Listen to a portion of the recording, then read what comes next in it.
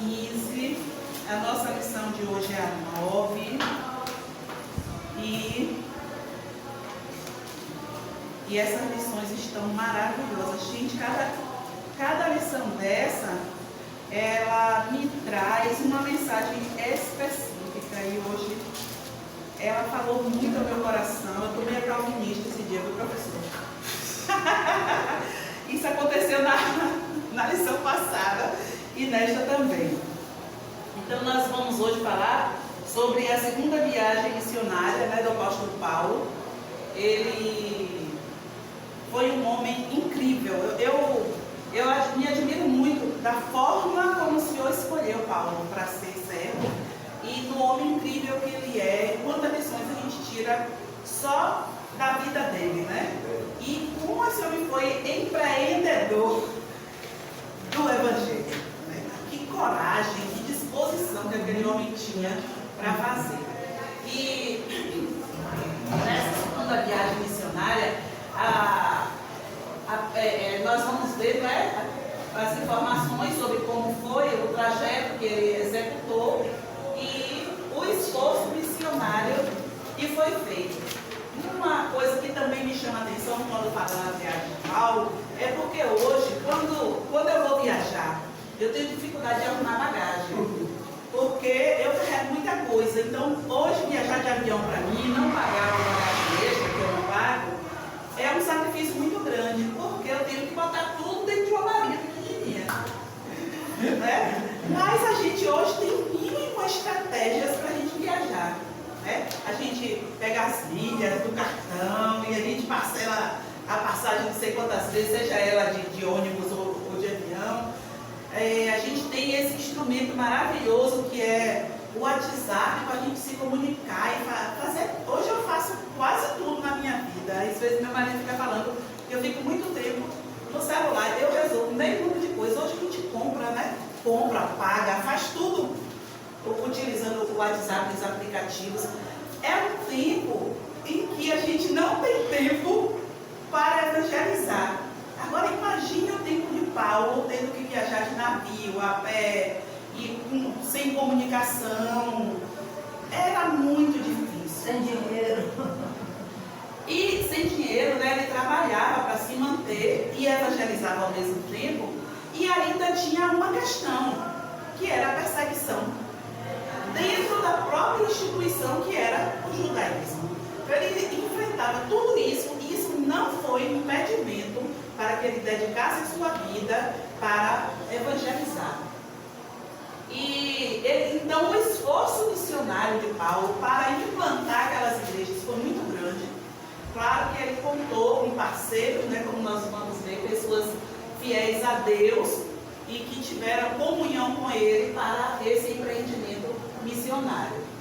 Mas nessa introdução nós vamos ver que Paulo ele foi visitar as igrejas fundadas na sua primeira viagem. E a lição nos chama a atenção que não basta evangelizar, tem que cuidar das pessoas que foram evangelizadas. Olha que Paulo não criou a igreja e entregou a sua própria sorte. Ele, nessa segunda viagem, ele planejou ir às igrejas que já tinham sido fundadas para ver como estava, orientar as pessoas, ensinar, ver se estavam praticando a doutrina da forma correta. E como eles estavam vivendo um momento de perseguição política e religiosa, ele queria também dar esse ânimo, porque existe um momento nas nossas vidas que o sofrimento, ele causa em nós um desânimo, não é? Tem momentos no momento em que a circunstância, o sofrimento, ele provoca em nós o ânimo de orar, o ânimo de buscar solução, o ânimo de ir a um irmão pedir uma palavra, se desabafar, pedir aconselhamento.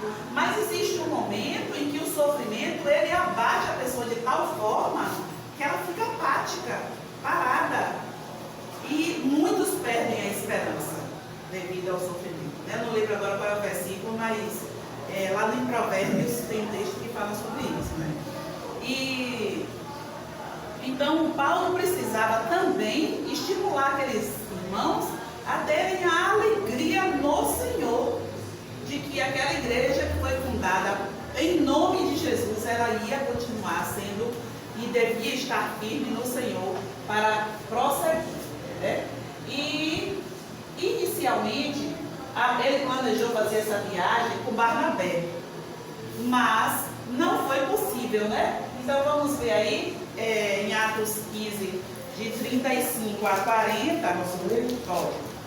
E Paulo e Barnabé ficaram em Antioquia, ensinando e pregando com muitos outros a palavra do Senhor. Alguns dias depois, disse Paulo a Barnabé: tornemos a visitar os seus irmãos por toda a cidade que já anunciamos a palavra do Senhor, para ver como estão. E Barnabé aconselhava que tomasse consigo a João, chamado Marcos. Mas a Paulo parecia razoável que não tomasse consigo aquele que desde a Panfilha se tinha apartado deles e não os acompanhou naquela obra. E tal contenda houve entre eles que se apartaram um do outro. Barnabé, levando consigo a Marcos, navegou para Chipre. E Paulo, tendo escolhido as Silas, partiu, encomendado pelos irmãos a graça de Deus. Encomendando, perdão. Pronto. Quando a gente estudou os evangelhos, a gente viu acerca de Marcos, né?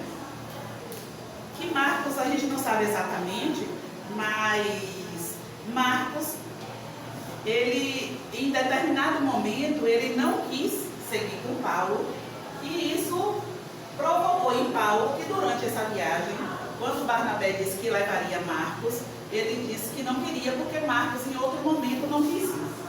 E a gente fica fazendo conjecturas, né? Eu me lembro que a gente ainda comentou que poderia ser que Marcos não fosse por ser jovem e por ter se sentido um tanto acovardado de enfrentar aquela missão naquele momento, né? E por isso ele não foi. E em um momento de mais maturidade, ele prosseguiu, né? Mas Paulo teve essa divergência com Barnabé. Mas a lição nos chama a atenção sobre uma coisa desse texto. Embora Barnabé e Paulo não tivessem ido juntos, os dois foram fazer as viagens missionárias apartados. Eles não deixaram de fazer o que eles precisavam fazer, o que eles deviam fazer, pelo fato de não estarem juntos, pelo fato de haver naquele momento aquele desentendimento, aquele impasse. Não foi uma inimizade entre Paulo e Barnabé, foi apenas um acordo. Eu quero fazer uma viagem com Bernadette, mas ela diz que naquele momento ela não concorda com aquele trajeto. Aí eu digo, então você vai fazer o que você entende que deve ser feito e eu vou seguir aquilo que eu planejei. Foi isso que aconteceu, não houve nenhuma inimizade, nenhum entrevero, né, entre Paulo e Barnabé, apenas uma decisão, e eles continuaram fazendo a obra do Senhor. Aí a gente percebe aí a maturidade espiritual desses dois homens. Dois homens que eles tinham, o foco deles era Jesus. Então nenhum tipo, porque às vezes a gente vê as pessoas, até por uma simples fala, aí eu vou mais para a igreja, porque eu não falo isso, eu falo isso sobre cru, coisas assim que a gente fica assim melindroso e esquece do principal. Então isso tudo, então eu me considero uma imatura espiritual, peço a Deus para ter cada vez mais maturidade. Mas é lindo a gente ver, não houve inimizade, não foi um acordo. Assim, ó, você vai, tipo, não, eu não vou, eu vou voltar para casa, ou eu não quero mais saber, ou fez de má vontade. Não, acordaram e foram. E foram, e ambos fizeram a obra do Senhor. Ô irmãos, eu lamento, mas eu vou ter que discordar do que foi colocado. Porque a Bíblia ela não esconde as nossas falhas humanas. Sim. Não esconde que, por mais conhecimento que a gente tenha, por mais vivência na obra, uma hora a nossa humanidade pode se manifestar. Né? E tem ingredientes aí nesse relacionamento que às vezes no versículo, no texto que a gente lê, não está. João Marcos era sobrinho de Barnabé. Então teve mais esse ingrediente. Ele foi na primeira viagem, mas em algum momento da primeira viagem ele recuou. E a reação de Paulo, a não ida de João Marcos dessa segunda viagem, foi fruto de avaliação de Paulo, que não sabemos se ele foi radical na sua avaliação, não sabemos se foi falta de maturidade de Paulo em termos de liderança, porque até pouco tempo ele não era líder de nada, mas tinha já 14 anos de convertido, né? 14 anos, 15 anos, e saiu com Barnabé. Então lá eles tiveram as suas primeiras experiências de pregar, de formar vidas, de formar igreja e tal. Mas a palavra diz que houve entre eles tal contenda. Sim. Então quando a Bíblia diz que entre eles houve tal contenda, então foi contenda mesmo que houve. As humanidades se manifestaram. Certo. Mas quando a gente vai ver outros textos que se referem a Barnabé e Paulo, nós percebemos que houve alguma radicalização de Paulo. Sim. O temperamento de Paulo era colérico. Ele era um líder nato, temperamento, cada temperamento tem suas virtudes e tem suas falhas. O de Paulo, ele era um líder e sai puxando, arrastando, bora. Então na hora que alguém recuava, não quer mais não. Não quero mais não. Então Deus teve que tratar Paulo nisso aí. Paulo estava precisando ser tratado, ele foi tratado. Anos e anos depois, acredita-se que uns 15 anos depois, ele diz: mande a Marcos, que me é muito útil no meu ministério. Olha a visão de Paulo, algo aconteceu nesse intervalo de tempo. Agora, João Marcos ficou com Barnabé. Sim. João Marcos ficou com Barnabé. Sim. E Barnabé concluiu o discipulado, como a irmã colocou. Maturidade ele deve ter tido mesmo. Medo, recuou e tal. E aí precisou de um líder como Barnabé para cuidar dele. Hoje a gente lê o Evangelho de Marcos. Esse é o Marcos que Paulo teve a contenda com Barnabé, teve aquilo tudo, mas amadureceu com o tempo. Cada um precisa de um cuidado diferente. Exatamente. E outra, nós somos, eu sempre digo que existe um missionário para cada alma e um discipulador também. Porque aquele discipulador que funciona para Marcos pode não funcionar para mim, porque eu sou diferente. Então tem uma forma de se chegar ao meu coração. E outra pessoa, de outra forma, pode repelir aquela palavra ao meu coração. E a gente tem que buscar se aproximar das pessoas que falam a palavra de Deus e que entram no nosso coração. Não é que a gente vai rejeitar os outros, mas que a gente vai buscar se aproximar mais de quem edifica as nossas vidas, em nossa comunidade cristã. Existem pessoas que não edificam. Não é porque ela não seja crente, não. Não é porque ela não tenha conhecimento, não, da Bíblia. É porque a palavra dita através daquela pessoa não entra na nossa mente, no nosso coração. A nosso jeito de ser, o nosso temperamento repele. Então, o que a gente faz? A gente se aproxima de quem edifica. Não, irmão, eu não entendi. Você discordou de quê? Da contenda, porque quem fala Mas houve a contenda, mas eu não descartei. O que eu acho lindo na Bíblia é porque mostra, né, as mazelas, as verdades, as humanidades. Mas o que eu percebi aí, que mostrou a humanidade deles, mas essa humanidade não parou a obra. Não parou a obra. É isso que eu acho lindo, é isso, irmão. Não pode parar a obra, a gente não pode calar nossa boca, porque o irmão me olhou assim, porque o irmão está andando mais comigo, não está me convidando mais para nada, entendeu? Tem isso aí, irmão? Ele está só, aí você está xeretando sobrinho, é porque é sobrinho. Não, irmão, então não é isso que acontece, irmão? Hoje a Bíblia é linda, ela nos esconde quem nós somos. Então, na cidade de Listra, que fica no sul da Galácia, na região que atualmente é a Turquia, Paulo e Silas, né, que seguiram um caminho em direção a Listra, eles têm um encontro importante. Conhecem o jovem Timóteo. Olha que história interessante, né? Porque Timóteo teve uma mãe e uma avó que ensinou para ele a palavra, a doutrina, e neste momento entra na história, através de Paulo e Silas, o jovem Timóteo. E que está aí em Atos 16, de 1 a a 5. Por favor, professor. E chegou a Derbe e Listra, e eis que estava ali um certo discípulo por nome Timóteo, filho de uma judia que era crente, mas de pai grego, do qual davam bom testemunho os irmãos que estavam em Listra e em Icônio. Paulo quis que este fosse com ele, e tomando-o, o circuncidou, por causa dos judeus que estavam naqueles lugares, porque todos sabiam que seu pai era grego. E quando iam passando pelas cidades, lhes entregavam para serem observados os decretos que haviam sido estabelecidos pelos apóstolos e anciãos em Jerusalém.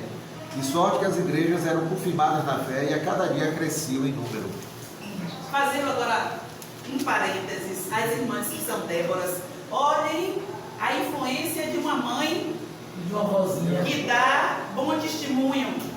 Olha que pessoa elas criaram, né? Paulo, ou Timóteo. O irmão era um lar jovem, dividido porque o pai era era grego. grego.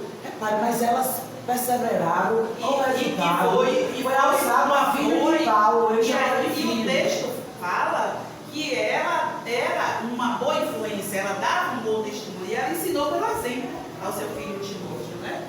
E ele se transformou. Outra coisa que chama a nossa atenção aqui é sobre a juventude, né? Eu gostei muito da palavra do pastor Tiago, quando ele fala assim, que os jovens, eles vão para a escola secular, e eles aprendem filosofia, matemática, assuntos complexos, e eles dão conta daquele conteúdo. E por que não dar conta de estudar a Bíblia? Por que não assumir um compromisso com Cristo? Os jovens são capazes? Sim. E a gente tem que usar agora o tema da nossa campanha de missões estaduais, que é discipular as novas gerações. A gente precisa sim investir em discipular as novas gerações. Agora, como foi que essa mãe discipulou Timóteo? Pelo exemplo. Pelo exemplo. Porque ser exemplo dentro de uma casa com um pai grego não é fácil não, viu, gente? Não é fácil não. Mas ela transformou este menino em um grande pastor. Um pastor jovem que traz para nós essa grande lição de que os jovens E não se cita o pai de Timóteo como cristão, né? Não se cita o pai de Timóteo como cristão. Exatamente. Em lugar nenhum da Bíblia cita ele como cristão. Não. Mas a mãe e a avó. Só o fato dele ser grego já nos diz muita coisa, né? Claro que existiram gregos, gentios, convertidos, né? No tempo de Paulo. E os textos falam isso. Mas não se fala que ele era um grego convertido. Fala que ela era uma judia crente. Olha que palavras fortes. Judia crente. Em Jesus. Em Jesus. Agora, olha outro fato que eu achei muito interessante. Por quê? Paulo decide circuncidar Timóteo para que não seja rejeitado entre os judeus. Inicialmente, quando fala assim, Paulo circuncidou Timóteo, aí não foi o próprio Paulo que disse que os judeus estavam dando aos novos crentes atribuições, missões, encargos que nem para eles mesmo eles queriam praticar e que agora eles estavam impondo aos novos crentes. Não foi Paulo que falou sobre isso? Por que estava pegando agora Timóteo, que era um novo crente, e estava circuncidando, que era uma doutrina da velha aliança, que eram os judeus que deviam praticar? Por que fazer isso? Mas olha a visão de Paulo. Paulo sabia que no futuro Timóteo estaria inserido em um contexto de judeus que iriam se converter, judeus tradicionais e tradicionalistas, e que não queria que Timóteo fosse rejeitado pelo fato dele não ser circuncidado. Porque o judaísmo, ele é muito preconceituoso, ele é muito formal, muito cheio de rituais, de formalidades. E quando a pessoa não se enquadra dentro daquele rito, aquela pessoa é tida como não inserida dentro do contexto. E por conta disso, sabe, o Timóteo, né, circuncidou, sabe, Paulo circuncidou Timóteo, que está aí, 1 Coríntios 9, 20 a 22, vamos ver? Posso ler? Pode. E fiz-me como judeus para os judeus, para ganhar os judeus, para que, então, debaixo da lei, como se estivesse debaixo da lei, para ganhar os que estão debaixo da lei. Para os que estão sem lei, como se estivera sem lei, não estando sem lei para com Deus, mas debaixo da lei de Cristo, para ganhar que estão sem lei. Fiz-me como fraco para os fracos, para ganhar os fracos. Fiz tudo para todos, para por todos os meios chegar a salvar alguns. Isso não significa que para salvar o bebum a gente tem que sentar na mesa do bar com ele. O que Paulo está dizendo e o que Paulo fez com Timóteo foi contextualizar a vida dele a uma tradição religiosa da época, para que ele não fosse excluído por aquelas pessoas. E, por exemplo, vou dar um exemplo bem, talvez, rude. Eu nasci dentro do contexto da Assembleia de Deus. Então, de vez em quando, me convida. Hoje eu sou batista com muita honra e gosto muito da doutrina batista. Eu me sinto com liberdade para adorar o Senhor dentro de uma igreja batista. E eu gosto dessa linha tradicional dos batistas, né? Estou falando uma coisa muito pessoal, e eu amo ao Senhor. Quando as pessoas falam assim, mas existe tanta igreja, eu digo, louvado seja Deus que existem tantas igrejas. Porque as pessoas escolhem onde querem adorar o Senhor, com liberdade em todos os sentidos, né? Porque o que é liberdade para um, pode não ser liberdade para mim, não é? Então eu gosto muito da Igreja Batista, da Convenção Batista Brasileira, eu sou bem específica, e gosto dessa linha mais tradicional. Embora Casópolis não é tão tradicional assim, né? Como eu já visitei outras igrejas assim, mais tradicionais, mas eu gosto. Mesmo aquelas tradicionais, bem de antigamente, eu gosto também. E aí, quando de vez em quando me convidam, quando eu era assembleiana, eu era dirigente do círculo de oração. Então, quando às vezes me convidam para dar uma palavra no círculo de oração na Assembleia de Deus, eu tenho cuidado com o que eu vou vestir. Por quê? Para não escandalizar o ambiente. Não é? Porque às vezes a irmã vai ficar tão concentrada porque eu estou com a calça comprida que não vai nem prestar atenção na palavra. Não é? Irmã, Que está sendo pregada. eu vou muito pro ciclo de oração, eu sou apaixonada por aquele trabalho. Não estou podendo ir mais porque quinta-feira eu fico com meu neto, mas eu fico com meu coração partido. Mas eu digo, ó irmãs, eu nunca fui de calça. Porque minha visão era essa, eu ia chamar a atenção. Então eu procuro chegar o mais invisível possível, não me custa nada, né? Não boto decote, nada. Então por quê? Porque a gente tem que, né? Isso, se adequar. Isso, ao local.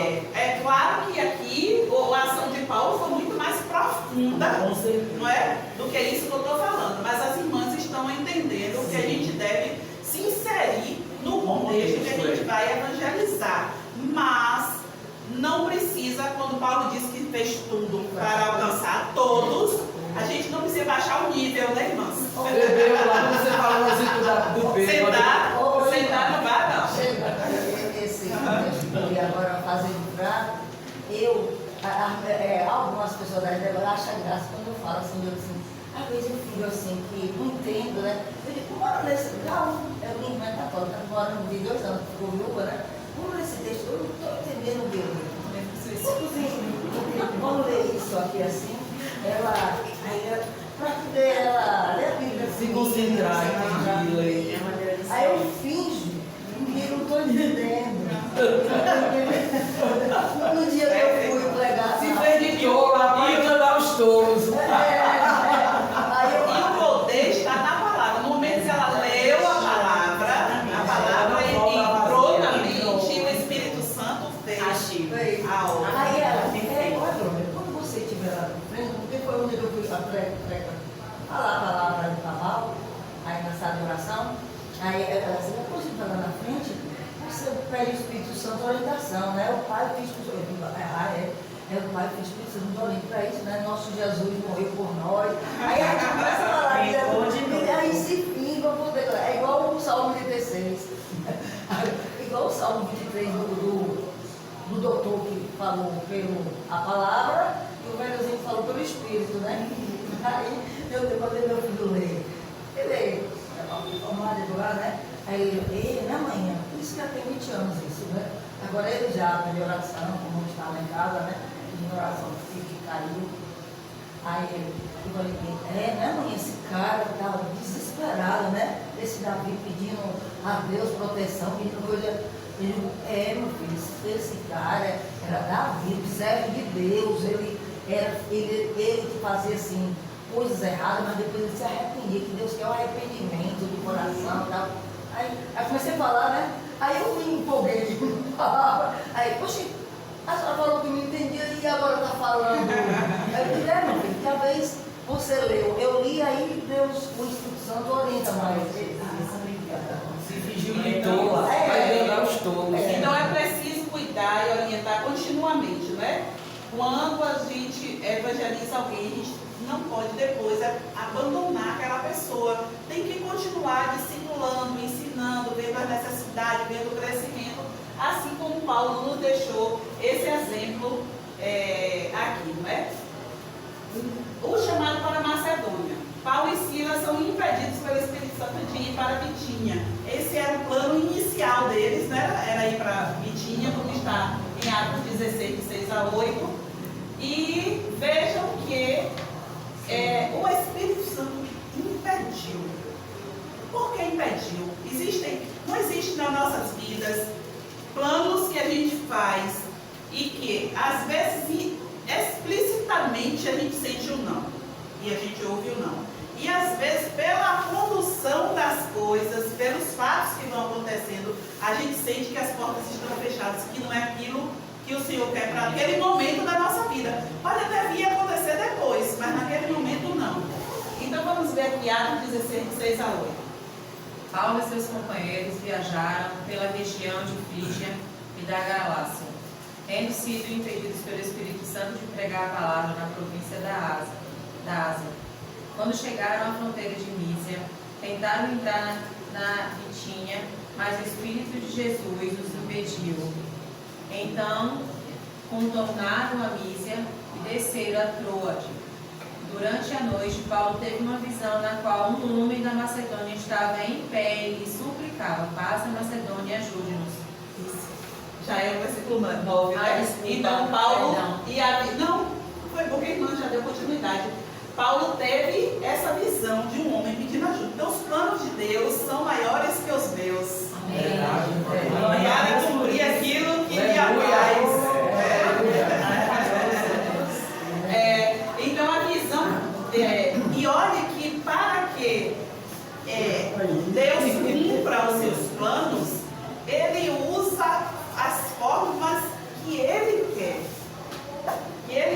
A nossa humanidade, esses dias eu estava contando que quando eu oro sobre determinado assunto, eu fico ali, minha mãe dizia assim, minha filha, eu fico como uma antena parabólica, assim, pegando, olhando para todos os lados, para ver de que lado vai vir minha bênção, porque eu sei que vem.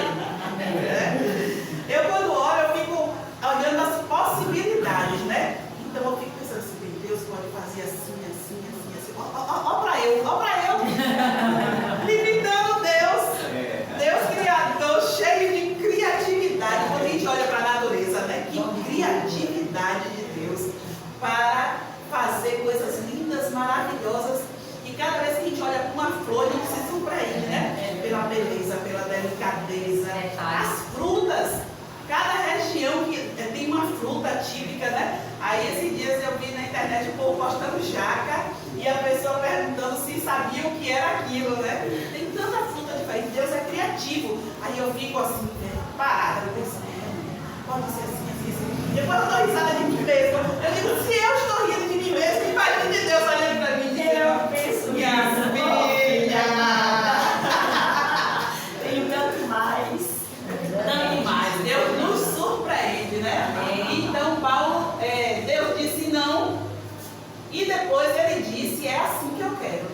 através de uma visão para onde ele deveria ir.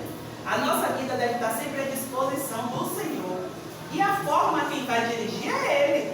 Quem vai dizer onde que a gente vai, de que forma, falar o quê, é Ele. Basta que nós estejamos à disposição dele. Amém. E lá, ele passou para a Macedônia e foi para Filipos, né? Lá em Filipos, inicialmente, teve a conversão de Lídia. Olha, a gente falando desse contexto de mulher, né? Na reunião de terça-feira da MCM, alguém aqui estava na reunião de terça-feira da MCM, muito boa palavra que a irmã deu sobre mulheres surpreendentes. E a gente, quando lê sobre as mulheres surpreendentes, a gente pensa logo nas mulheres da Bíblia. Mas na nossa geração tem muitas mulheres surpreendentes. E nós, mulheres deste tempo, nós, mulheres da Teosópolis, podemos ser mulheres surpreendentes para a nossa comunidade, para a nossa casa, para a nossa família, para o nosso colega de trabalho. Porque as mulheres surpreendentes não são apenas aquelas que estão no livro da história, são aquelas mulheres do dia a dia que fazem a diferença dentro do seu contexto. Lídia foi uma mulher surpreendente. Num tempo em que as mulheres eram discriminadas, que as mulheres não tinham valor, que as mulheres não eram contadas, mas no trajeto de Jesus humano nessa terra, ele teve várias mulheres dentro do seu contexto, né? Jesus foi um Deus humano que valorizou as mulheres. E Lídia foi uma mulher surpreendente. Vamos ver aí, Atos 16, 10 a 15. E logo depois desta visão, procuramos partir para a Macedônia, concluindo que o Senhor nos chamava para lhes anunciarmos o Evangelho. E navegando de Troas, fomos correndo em caminho direito para a Samotrácia, e no dia seguinte para Nápoles, e dali para Filipos, que é a primeira cidade desta parte da Macedônia, e é uma colônia. E estivemos alguns dias nesta cidade. Até quando? 15.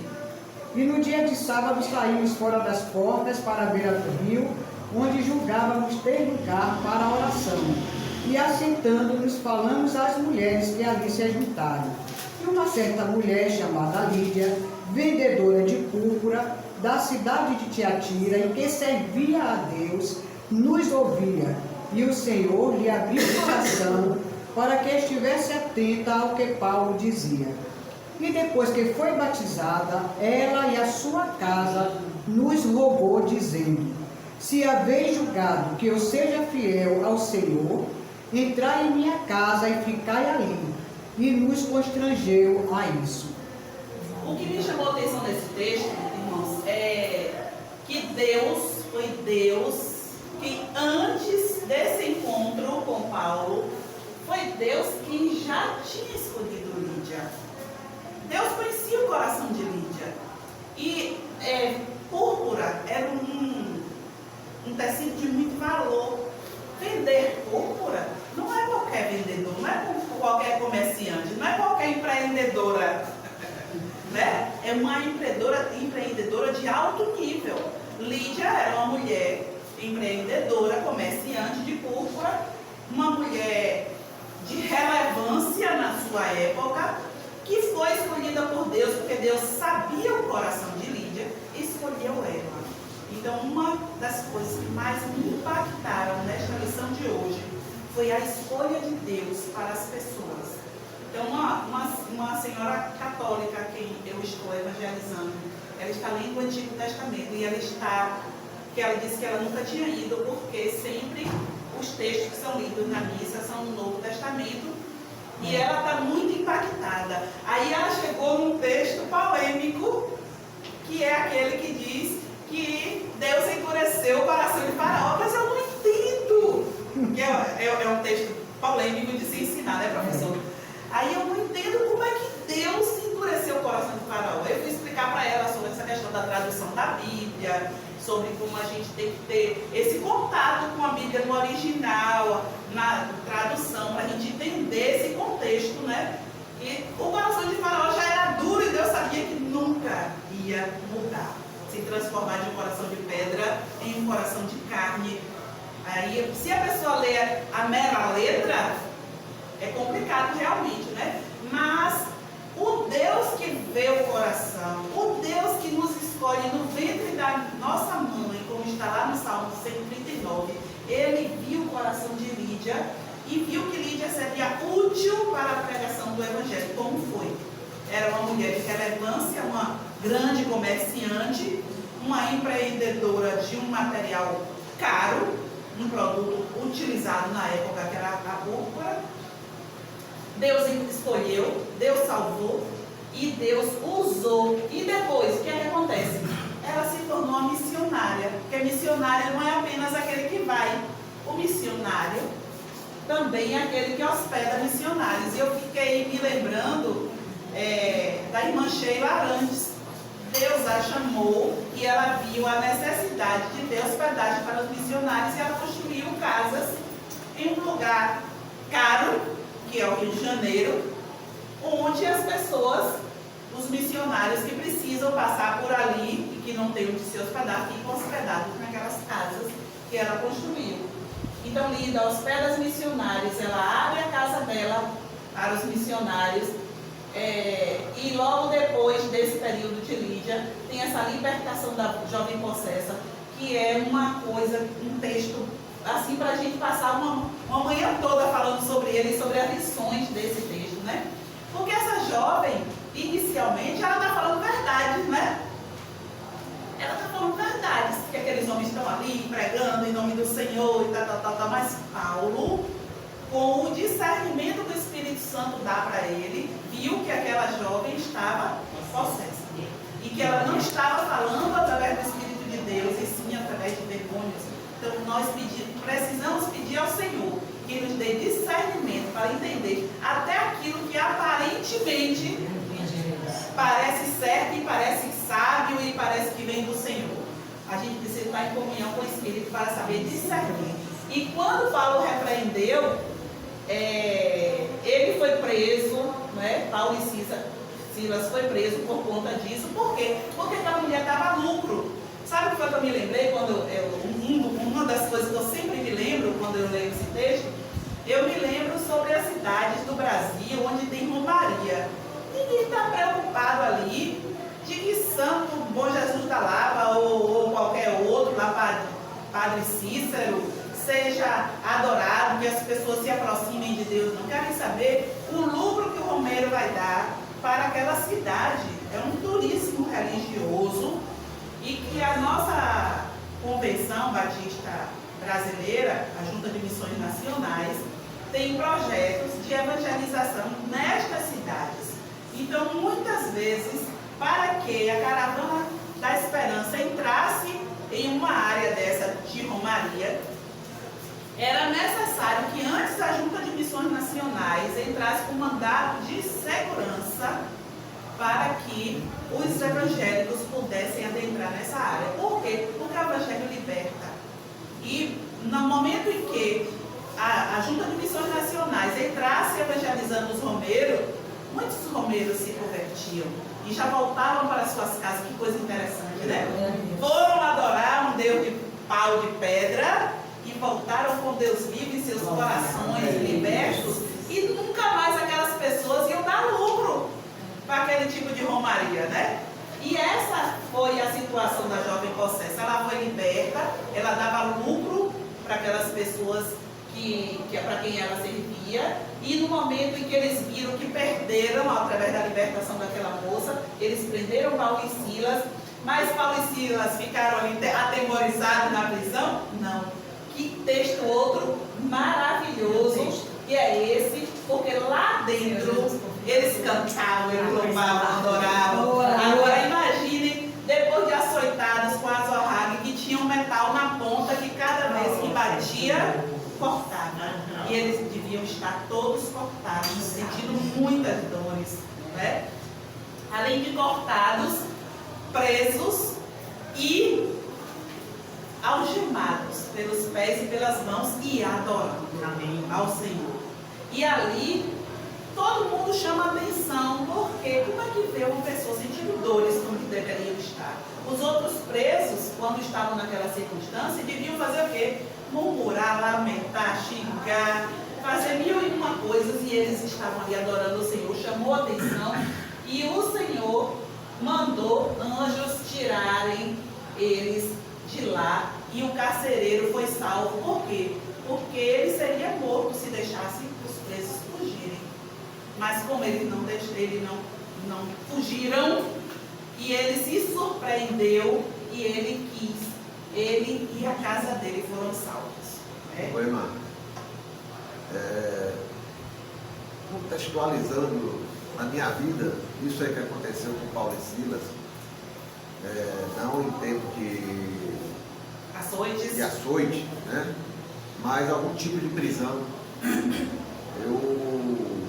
Nesse contexto todo aí, né? A gente tem que estar onde Deus quer que a gente esteja, tanto em corpo como em espírito. Porque às vezes a gente está em corpo no lugar que Ele quer que a gente esteja, mas a nossa alma, né, está longe, está navegando por outros mares e desejando, alimentando expectativas com outras coisas totalmente diferentes do que o Senhor quer que a gente faça ali. E eu vivi um tempo desse, por exemplo, eu trabalhei no Banco do Brasil por algum tempo, e eu vivi um período em que eu comecei a ficar agoniado de sair da situação que eu estava. Eu estava fazendo um trabalho que não me satisfazia, eu queria sair do banco, a cabeça povoou de conflitos dentro de mim. E aí surgiu duas situações. Fiz concurso, me classificava ali certinho, chegar perto do meu nome e não me chamava. Fazia outro, chegar perto do meu nome e não me chamava. Aí, tá bom, vamos continuar. Depois o banco fechou várias agências, e a agência que eu trabalhava foi fechada. E meu nome estava na lista, porque se o banco não atingisse o número mínimo de demitidos voluntariamente, os primeiros a serem demitidos seriam os das agências fechadas, e meu nome estava lá, e eu não tinha nem onde trabalhar. Eu estava numa agência, estava em outra, porque eu não tinha lugar fixo, porque eu estava na situação que eu poderia ser demitido. Mas não fui. Aí, depois que passou o turbilhão que definiu para onde eu ia trabalhar, que eu ia ficar no banco, eu fui perguntar ao Senhor, parei de perguntar por quê, perguntei para quê. Isso mudou minha vida. Senhor, eu quero sair. O Senhor não deixou eu sair. O banco tentou me tirar e o Senhor não permitiu que eu saísse. Então, para que eu estou aqui? E aí eu fui orar, e fui jejuar, e fui buscar Deus em oração, acordar de manhã cedo, ia buscar até o dia que o Senhor disse: eu tenho te sustentado até hoje. Eu te sustento, eu sou teu patrão. Você tem murmurado de mim. E aí começou a falar coisas que não dá para falar agora. E começou a me trabalhar na minha alma, começou a trabalhar no meu coração, no meu espírito, e me renovar e mostrar que Ele queria que eu fosse luz onde eu estava. E eu estava sendo um murmurador onde eu estava. Então Ele estava me mantendo nessa prisão, para que eu florescesse onde eu estava. Isso demorou meses. Primeiro você tem que se quebrantar, entender, se angustiar. Meu Deus, o caminho é sempre na direção errada aqui dentro. E aí buscar o caminho certo, começar a se consertar, orar. Aí depois, e ser luz. Depois Ele permitiu que você saísse. E aí, naturalmente, as coisas aconteceram. Preciosidade. Eu sei exatamente cada palavra e cada situação que eu porque eu vivi. Só que eu não saí. Mas eu vivi exatamente isso. Eu sei exatamente o que é. É um E a gente se pergunta. É um privilégio. O Senhor prova. Irmã, que coincidência que eu caí na real com essa mesma pregação. O irmãozinho pegou em de manhã. E foi essa pregação, irmãos. Eu estou com uma cirurgia que já dei entrada nos papéis. Olha, até a mala já estava pronta. Tudo, as camisolas, a toalha, tudo pronto. O dinheiro, os documentos. E a cirurgia não saía. E eu estava agoniada, irmã, agoniada. E a pregação do irmão foi sobre Paulo, essa questão dessa briga que teve aí. Aí o irmão falou bem assim, olha a pregação que me tocou. No fundo tem um termo que fala, se você está se achando a última bolacha do pacote, eu estava me achando a última bolacha do pacote, porque se eu me arrumei, eu tinha que fazer a cirurgia, e Deus dizendo que não, e até agora Ele está dizendo que não é para fazer agora. Mas a gente tem essas fraquezas espirituais. Hoje eu chorei, mano. Eu chorei, disse, meu Deus, não está tudo pronto. Por que o Senhor não deixa? Será que não dá para me entender que não era para fazer? Sabe que isso me A deixa... gente fica se achando a última bolacha. A gente tem intimidade com ele, ele tem que fazer o que a gente quer mandar em Deus. E foi essa pregação, essa parte de Paulo que o irmão falou. Paulo, que é Paulo, teve que se submeter, disse que não era para ir para aquela viagem, ele não foi. E você está se achando a última bolacha do pacote que o Senhor tem que fazer. Eu não caí com uma luva. Aí eu pedi perdão a Deus, eu pedi perdão a ele. Eu sou ousada, muito ousada. Que eu penso que a gente, nesse momento, sem nem pensar que estamos querendo, ele está querendo a glória dele. Sim. Literalmente a gente está querendo a glória dele. Querendo ter sido. É verdade, é verdade. E finalizando aqui nessa parte, né? É a mensagem da salvação, ela é um gracioso presente, né? Foi para o carcereiro, foi para a Lídia e foi para essa jovem possessa. A mensagem da salvação é um presente que cai na vida de cada pessoa para libertar e para ser usado.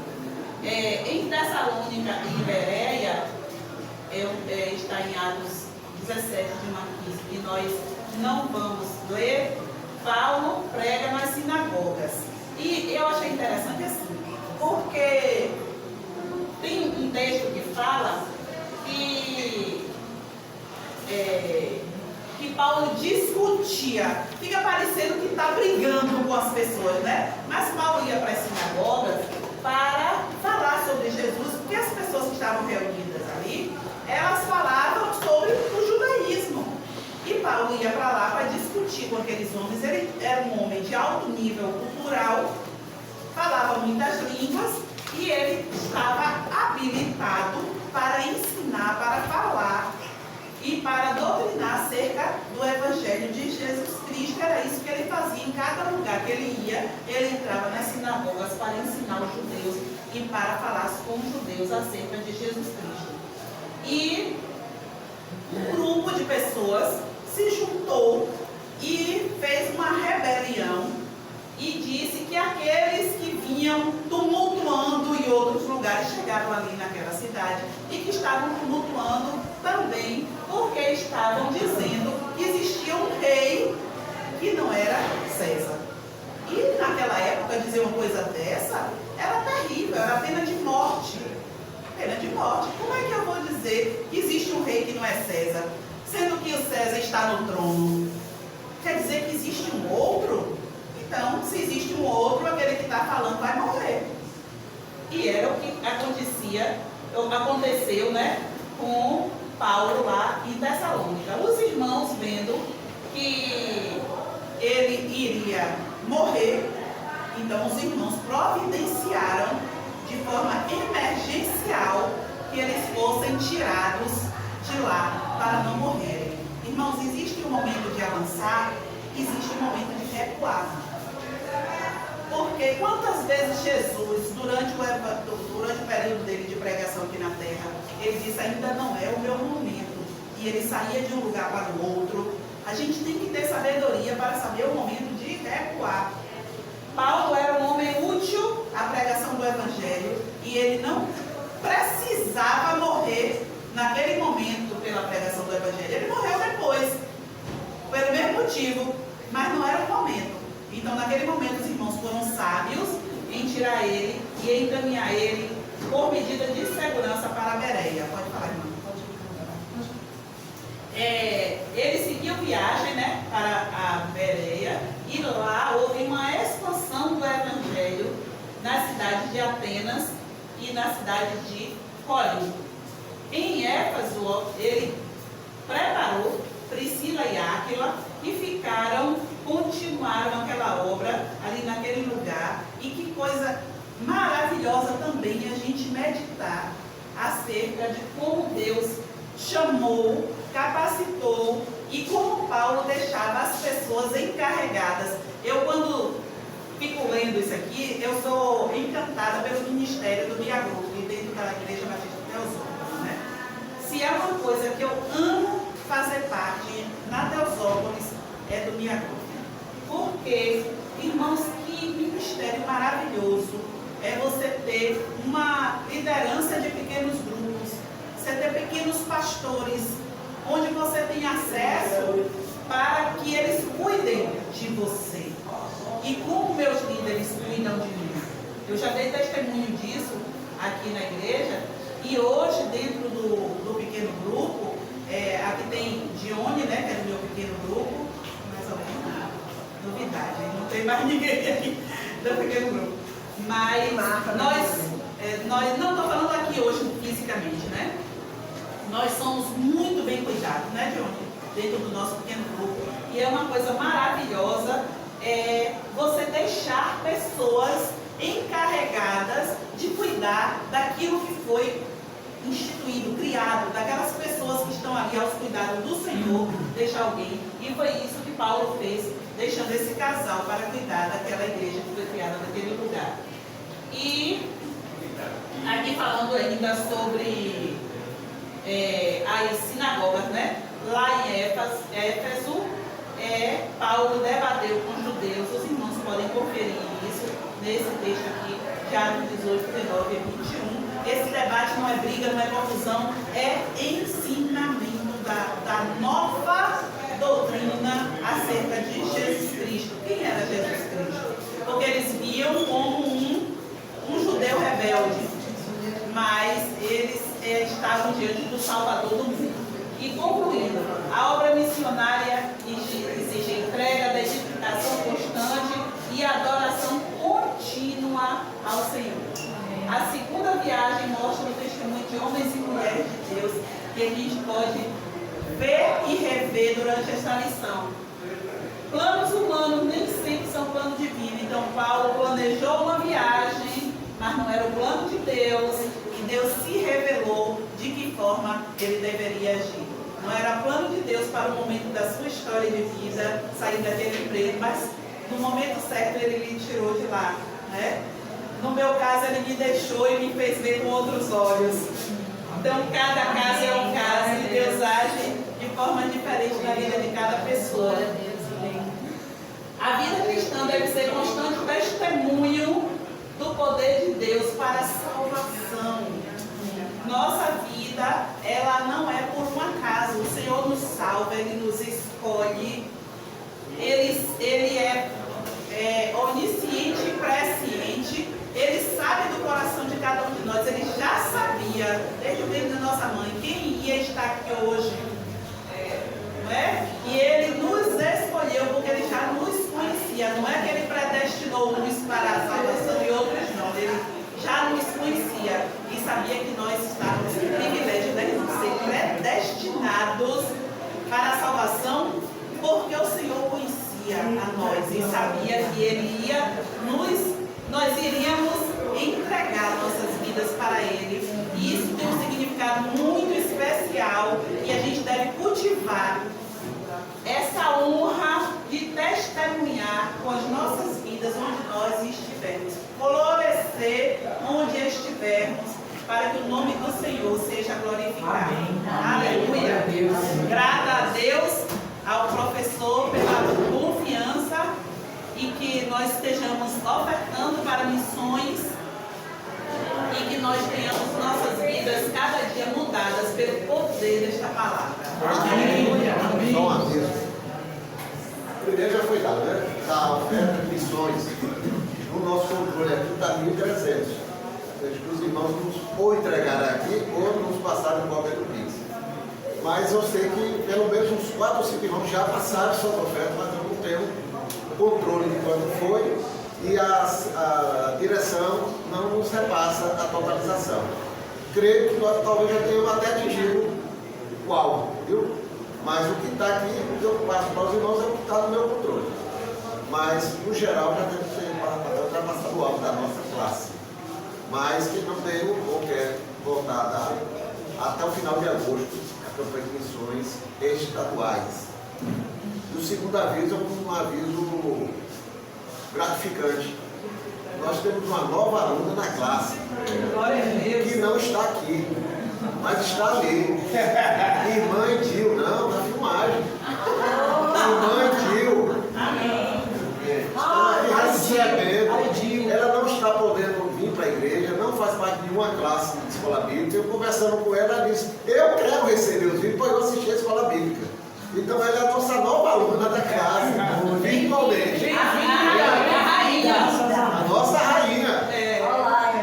É a única membro da igreja desde o primeiro dia. Secretária. Até hoje. Secretária, né? Até hoje, 70 anos de membresia. Glória a Deus. Bem-vinda. É um patrimônio da Teosol que está conosco agora, virtualmente. Que bom. Deus abençoe a vida dela. Amém. Não é porque minha tia dá, mas gente boa, viu?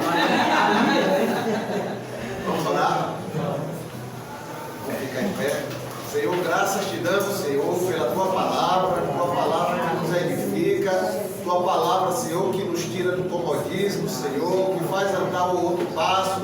Ó Deus, louvado seja o teu nome pelos exemplos, ó Deus, missionários, como a vida de Paulo, ó Deus, de Barnabé, de Timóteo, que temos estudado aqui, ó Deus, e que tua palavra registrou, Senhor. Amém. Ó Deus, que esse ímpeto missionário, esse esforço missionário, essa dedicação missionária de levar a tua palavra, de cumprir o ID do Senhor, de ir ao encontro daquele que precisa receber a tua palavra, Senhor, esteja movendo os nossos corações.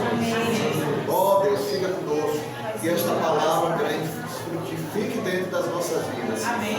E muda a tua igreja, seu Deus, a igreja que a gente enxerga humanamente, mas que teu Espírito tome posse, ó Deus, como fez ali com a vida de Paulo, seu Deus, e de Silas, Senhor, nos levando para onde o Senhor quer nos levar, Senhor. Nos levando às pessoas que o Senhor quer nos levar, Senhor. Faz isso em nossas vidas, Senhor. No nome de Jesus nós te agradecemos. Amém. Glória a Deus. Uma foto.